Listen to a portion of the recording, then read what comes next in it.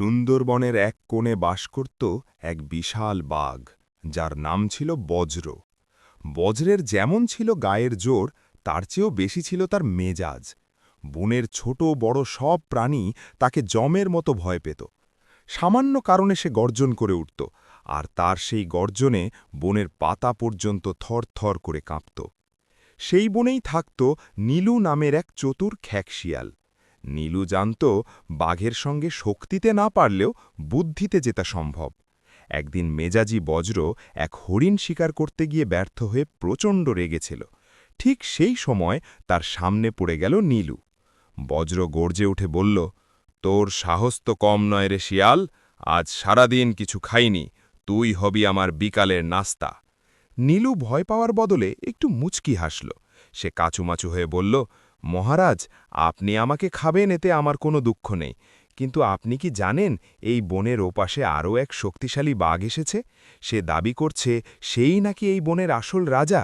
সে আপনার নামে খুব আজে বাজে কথা বলছিল। নিজের এলাকায় অন্য বাঘের কথা শুনে বজ্রের রাগ সপ্তম আকাশে চড়ল।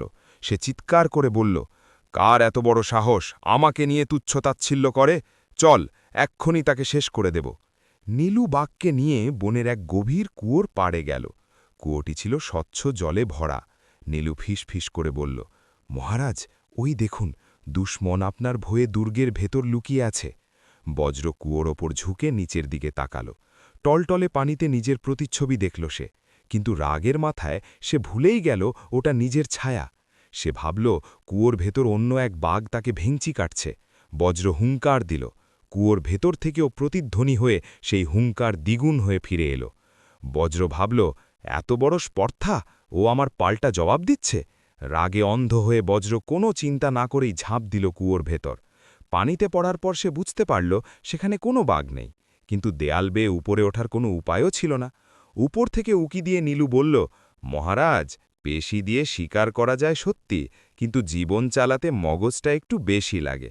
ঠান্ডা হওয়ার জন্য ওখানেই কিছুক্ষণ থাকুন। শিয়াল হাসতে হাসতে বনের গভীরে মিলিয়ে গেল, আর মেজাজি বাঘ কুয়োর ভেতর হাবুডুবু খেতে খেতে নিজের রাগের মাসুল দিতে লাগল।